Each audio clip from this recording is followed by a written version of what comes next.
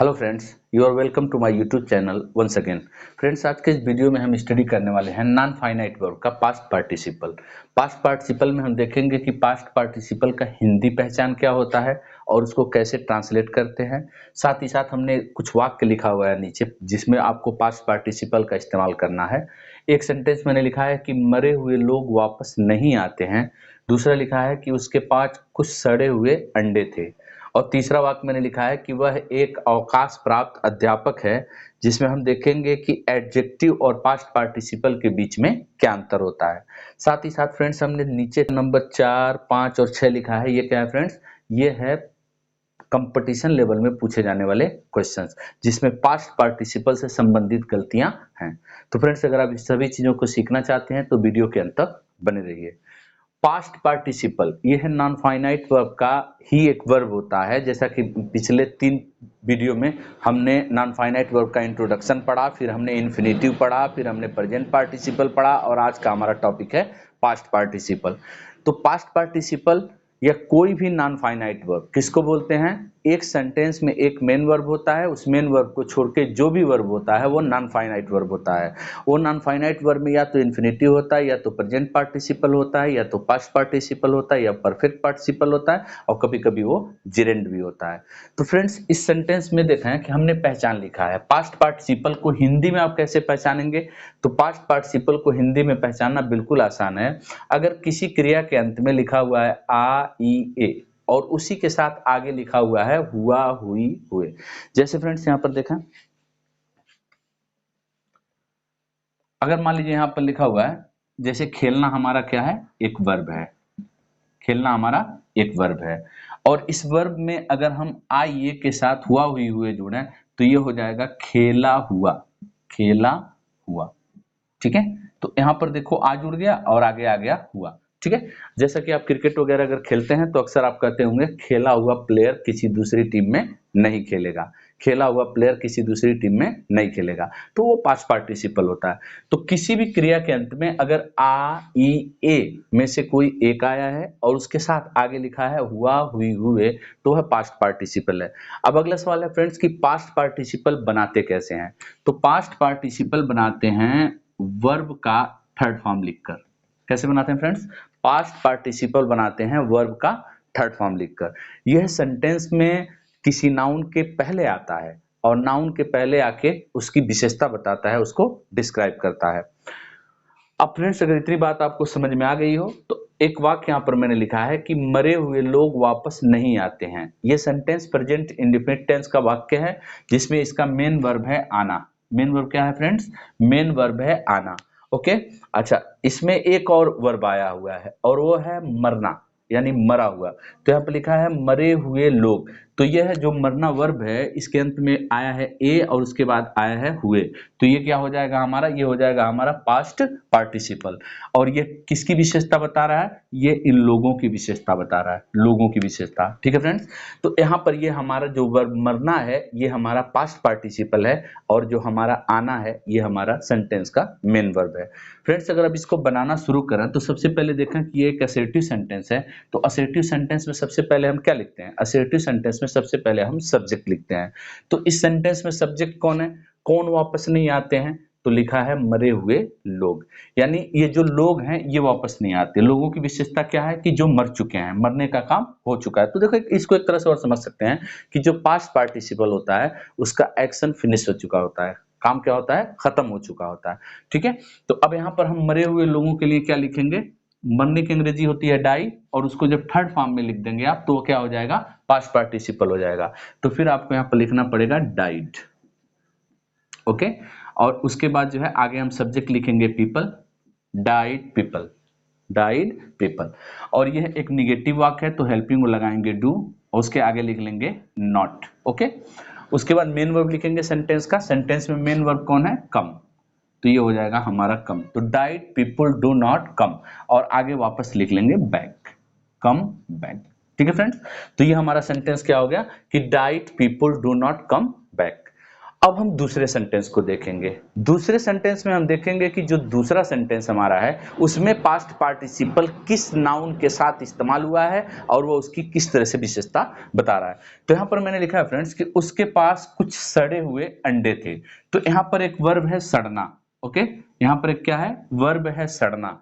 और सड़ना एक वर्ब होता है और वह देखिए उसके अंत में पहले आया है ए और फिर आया है हुए, सड़े हुए। अच्छा, दूसरे तरह से भी इसको आप समझ सकते हैं कि जो ये वर्ब है वो खत्म हो चुका है, यानी सड़ने का काम हो चुका है, सड़ने का काम हो चुका है। ठीक है, तो ये हमारा क्या हो जाएगा, ये हमारा हो जाएगा पास्ट पार्टिसिपल। इसको लिखना कहाँ है, अंडे से पहले, क्योंकि ये अंडे की विशेषता बता रहा है। ठीक है, अगर अब इस सेंटेंस को हम ट्रांसलेट करना शुरू करेंगे तो लिखेंगे उसके पास, तो लिखेंगे ही हैड। ठीक है, उसके पास थे, क्या थे, सड़े हुए अंडे, कुछ सड़े हुए अंडे। तो यहां पर हम लिख लेंगे सम। ओके, और रूट में सड़ना होता है, उसका थर्ड फॉर्म क्या हो जाएगा, रूटेन। ठीक है, तो ये हो जाएगा कि he had some rotten eggs, he had some rotten eggs, कि उसके पास कुछ सड़े हुए अंडे हैं। अब तीसरा सेंटेंस देखिए। तीसरे सेंटेंस में लिखा है कि वह एक अवकाश प्राप्त अध्यापक है। असल में यहाँ जो मसला है वो ये है कि ये जो ऊपर पहचान लिखा हुआ है हिंदी में, इसके अकॉर्डिंग ये सेंटेंस नहीं है। ठीक है, यहाँ पर जो आ ई ए के साथ हुआ हुए हमने पहचान लिखा हुआ है, उसमें देखिए आ ई ए नहीं आया है और न ही आया है हुआ हुई हुए। यह फिर भी एक पास्ट पार्टिसिपल है। इस चीज को मैं आपको समझाने का प्रयास करूंगा कि ये कैसे पास्ट पार्टिसिपल है। फ्रेंड्स, यहाँ पर दो सेंटेंस में लिख रहा हूं और मैं यहाँ पर लिख रहा हूं कि आई हेल्प्ड अ मीन मैन। ठीक है, यहाँ पर हमने क्या सेंटेंस लिखा है कि आई हेल्प्ड अ मीन मैन, मैंने एक मतलबी आदमी की मदद की। अच्छा, दूसरा सेंटेंस में क्या लिख रहा हूं, मैं लिख रहा हूं कि आई helped a an educated man, I helped an educated man. फिर से यहाँ पर दो सेंटेंस मैंने लिखा है और दोनों सेंटेंस में मैन से पहले मैंने विशेषण लिखा हुआ है। ये मैन की विशेषता यहाँ बता रहा है और ये मैन की विशेषता यहाँ बता रहा है। अब इन दोनों में अंतर क्या है, तो इन दोनों में अंतर ये है कि मीन होना कोई एक्शन नहीं है, मीन होना कोई एक्शन नहीं है, वो प्रॉपर एडजेक्टिव है। ओके, लेकिन जो यहाँ पर एजुकेट होना है, एजुकेट होना एक प्रोसेस होता है, एक प्रक्रिया होती है, एक एक्शन होता है। ठीक है, ठीक है, जो प्रोसेस धीरे धीरे चलता है और आदमी क्या हो जाता है, एजुकेट हो जाता है। लेकिन ऐसा नहीं है कि कोई आदमी ऐसा कुछ करता है कि धीरे धीरे वो मीन हो जाता है। ठीक है, मीन होना उसका एडजेक्टिव है, उसका गुण है। ठीक है, लेकिन एजुकेट होना क्या होता है, एजुकेट होना एक प्रोसेस होता है, एक काम होता है, एक क्रिया होती है। उसी तरह से जो सेंटेंस हमने यहाँ पर लिखा हुआ है कि वह एक अवकाश प्राप्त अध्यापक है, तो यहाँ पर अवकाश प्राप्त करना एक प्रोसेस होता है। ठीक है, कोई भी आदमी जब काम करते करते एक उम्र को क्रॉस कर जाता है तो फिर वहां से वो रिटायरमेंट लेता है। तो जो रिटायरमेंट लेता है वो एक प्रोसेस होता है। तो जब वो प्रोसेस होता है तो वह वर्ब होता है। जब वह वर्ब होता है और वो किसी नाउन के पहले आता है तो वह पास्ट पार्टिसिपल होता है। ठीक है फ्रेंड्स, जैसे यहाँ पर एजुकेट मैन से पहले आया हुआ है, लेकिन ये एडजेक्टिव नहीं है, ये क्या है, ये पास्ट पार्टिसिपल है और यह पास्ट पार्टिसिपल एज एडजेक्टिव काम कर रहा है। ठीक है फ्रेंड्स, अच्छा, अब देखें तो जब इसको हम ट्रांसलेट करेंगे तो आपको लिखना पड़ेगा he is a retired. Retire एक वर्ब होता है, ठीक है, जिसके माने होता है अवकाश प्राप्त करना। तो उसका थर्ड फॉर्म लिखेंगे he is a retired teacher, he is a retired teacher, कि वह एक रिटायर्ड टीचर है। तो आशा करता हूं फ्रेंड्स ये बात आपको समझ में आई होगी कि एडजेक्टिव और पास्ट पार्टिसिपल में क्या डिफरेंस होता है। पास्ट पार्टिसिपल होता है वो बिल्कुल एडजेक्टिव की तरह ही काम करता है, नाउन से पहले आता है, लेकिन वह वर्ब का थर्ड फॉर्म होता है, वो वर्ब का थर्ड फॉर्म होता है। तो हम उसको देख के जान जाते हैं कि ये पास्ट पार्टिसिपल है। ठीक है, और वह एक प्रोसेस होता है। ठीक है, अच्छा, अब आगे जो हमने चौथा वाक्य लिखा हुआ है, जो मैंने बताया था कि ये वाक्य बिल्कुल जो है कंपटीशन लेवल का है, और यहाँ पर हमने लिखा है he was very surprised, he was very surprised. तो ये सेंटेंस अगर हिंदी में देखा तो सही लगेगा कि भाई वो बहुत ज्यादा चकित था। वो बहुत ज्यादा सरप्राइज था, वो बहुत ज्यादा चकित था। लेकिन फ्रेंड्स इसमें एक मसला है। मसला क्या है कि जब आप पास्ट पार्टिसिपल लिखते हो तो पास्ट पार्टिसिपल के पहले वेरी नहीं लिखा जाता है। प्रेजेंट पार्टिसिपल से पहले, यानी जहां आईएनजी फॉर्म, आईएनजी लगा जिस वर्ब से पहले लगा वही प्रेजेंट पार्टिसिपल होता है। पिछले वीडियो में हम लोगों ने पढ़ा था। तो प्रेजेंट पार्टिसिपल से पहले अगर आपको लिखना है तब आप वेरी लिखते हैं, लेकिन अगर आपको पास्ट पार्टिसिपल से पहले लिखना है तब आपको वहां पर क्या लिखना पड़ता है, वेरी की जगह आपको लिखना पड़ेगा मच। ठीक है, तो ये पूरा जो हमारा सेंटेंस होगा वो क्या हो जाएगा कि he was much surprised, he was much surprised.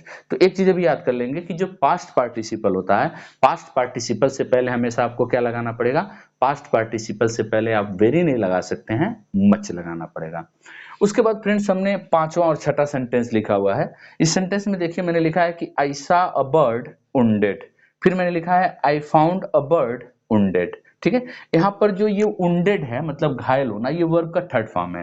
अगर ये वर्ब का थर्ड फॉर्म है तो ये पास्ट पार्टिसिपल है, अगर ये पास्ट पार्टिसिपल है तो ये नाउन की विशेषता बता रही है। ओके, तो यहाँ पर जो पास्ट पार्टिसिपल लोगों की विशेषता बता रहा था वो लोगों से पहले आया। यहाँ पर रुटेन जो एक्स की विशेषता बता रहा था वो एक्स से पहले आया। यहाँ पर अवकाश प्राप्त जो टीचर की विशेषता बता रहा था तो टीचर से पहले आया। तो होना तो ये चाहिए कि यहाँ पर ये बर्ड से पहले आ जाए। ठीक है फ्रेंड्स, लेकिन एक बात आपको ध्यान रखना है कि यहाँ पर ये सेंटेंस सही है, लेकिन यहाँ पर ये सेंटेंस सही नहीं है। ठीक है, यहाँ पर जो wounded लिखा हुआ है, इस wounded को आपको बर्ड से पहले करना पड़ेगा। यानी आपको यहाँ पर लिखना पड़ेगा कि he saw a wounded bird, he saw a wounded bird।